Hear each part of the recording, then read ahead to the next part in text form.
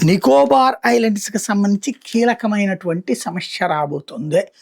అంటే చైనా వాడు ఏదో చేసేస్తాడు అని ఒక ప్రచారాన్ని, ఒక ప్రాపగాండాని చేశారు.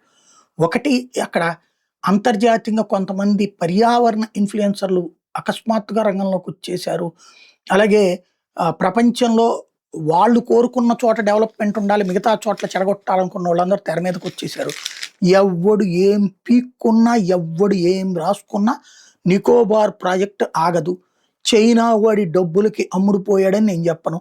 మీరు కక్కుర్తి కోసం రాసుకోవచ్చు. భారత వ్యతిరేకంగా రాస్తే వ్యూస్ వస్తాయని రాసుకోవచ్చు. ఆల్గారిథమ్స్‌ని మేనేజ్ చేసేది చైనా, అమెరికాకి సంబంధించి డీప్ స్టేట్ అన్నది నాలాంటోళ్ళకి చాలామందికి తెలుసు. తెలియనోళ్ళకి నాబోటోళ్ళని చెప్తా ఉంటుంటాం. ఇది నడుస్తూనే ఉంటది.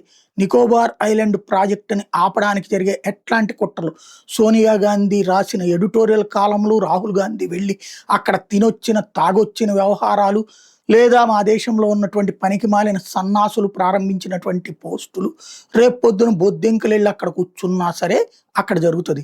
నికోబార్ ఐలాండ్‌లో ఇండియా తాజాగా ఏది డ్యూయల్ యూజ్ ఎయిర్‌పోర్ట్‌కి అప్రూవ్ చేసేసింది great Nicobar project civilian and navy operations. 13,000 కోట్ల రూపాయలు. తద్వారా నికోబార్‌ని ఎక్కడ ఏం చేయాలో అది చేసి చూపెట్టబోతున్నాం.